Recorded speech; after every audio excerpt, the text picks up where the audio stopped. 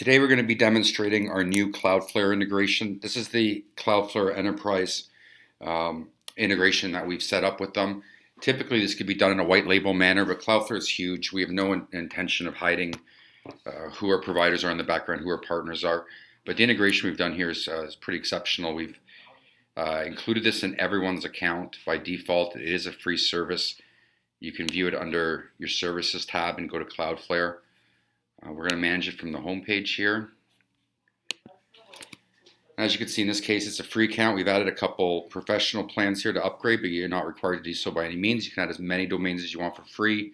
You can upgrade to the commercial versions. There's a professional, business, and an enterprise. They're priced exactly as they are on the Cloudflare site directly. Of course, this is all managed through your Cartika accounts portal. It's not managed at all through Cloudflare. Cloudflare provides several functions that we're going to see here. But if you go into the domains, you can see in this case we have this one, upgrade to a pro site. Again, you can add as many sites as you want here. So we're just going to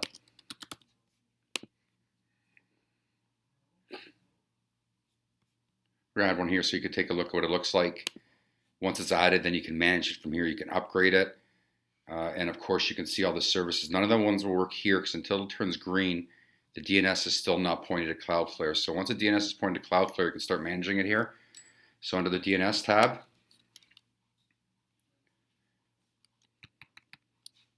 we'll be able to see all the DNS records. And by the way, here's the name servers that you would set it to. So in this case, it's aj.ns.cloudflare.com, brianna.ns.cloudflare.com. And once you do that, you can start managing the whole solution through the system here. We can see that these are proxied. The web services are proxied. The other services are not. So these are the services that are going through the web filtering and those associated Cloudflare services. And in this case, because the light's green, it means that the domain's been pointed to the Cloudflare name servers is now controlled through here. So obviously you have a full Anycast DNS type of system. And as you can see, if you go to a domain that's not been changed over yet, it won't really let you do anything until you change these name servers to these name servers. Then you can start managing it from here. So if we go to the live website, we could take a look at all the types of services you can see here. Now this is obviously a very low usage site, but you can see the types of requests, the types of services, etc. Let's look at the 30-day view. Maybe there'll be some more data. There you go. So this is obviously a very, very low usage site, but we just wanted to use this for demonstration purposes. So it also acts as a CDN where you can purge a cache. You can set to it under attack mode, which shows a challenge when people come on, a development mode, etc. And all zone settings. This is just a summary of how everything is configured. So we're going to go now into the analytics. So again, it's page views, total cached, bandwidth, threats if any have been blocked, and web traffic requests by country.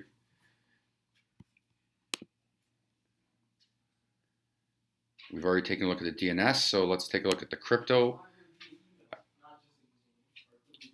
Again, you can do some really cool things. You got to upgrade sometimes to the larger plans to get some of the new settings. It's the exact same feature set you'll find directly with Cloudflare. You can enable SSL and HTTPS and manage it through here. If you don't want to use a SSL certificate on your actual site, there's a whole bunch of settings here, as you can see, that you can configure.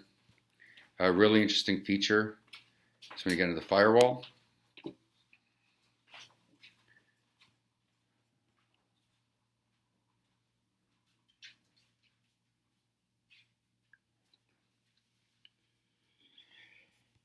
So under firewall, we could turn on a web application firewall. And of course, then we've got a web filtering for known packages like Drupal, if you're using Flash, Joomla, Magento, PHP.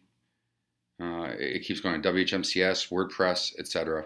You can also activate mod security packages, web-based. This is before the requests even hit your server. And there's a whole bunch of stuff and items you can configure here. Firewall rules, you can create your own custom firewall rules. Tools, which is really interesting here. You can allow whitelist an IP for basically everything. You can create a specific user agent from accessing your zone. And a zone lockdown is really cool because this is blocking it at a web level. So if you have like a WordPress admin, so you can call this WordPress,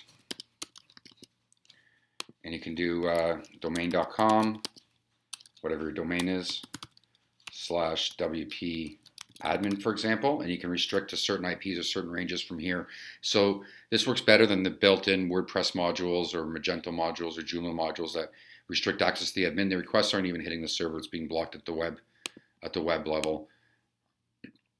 And of course, there's a whole bunch of other configurations you can do here.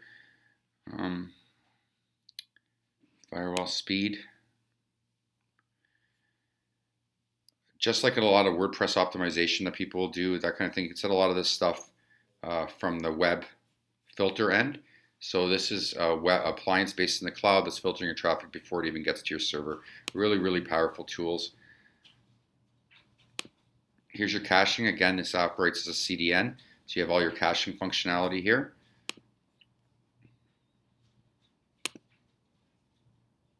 All sorts of triggers and rules that you can set up on your page.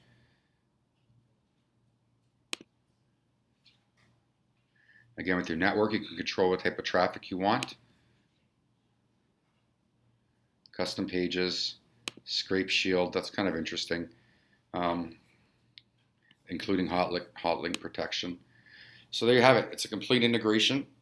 With Cloudflare, you can add as many domains as you want. All Cartika customers get this for free for the free websites. You can upgrade to larger packages for more functionality. And if you want to go to the enterprise route, those are for websites coming under massive DDoS attacks, continual DDoS attacks, and that's price per usage type of thing. The pro and the business ones can handle very, very large attacks, and even the free website can handle large attacks. This is in addition to all the DDoS protection and such we have in our networks and in our data centers. This is on a per domain basis. You get a lot more granular control assigned to each individual customer and each individual domain for how you want to configure things for their specific application and their specific usage.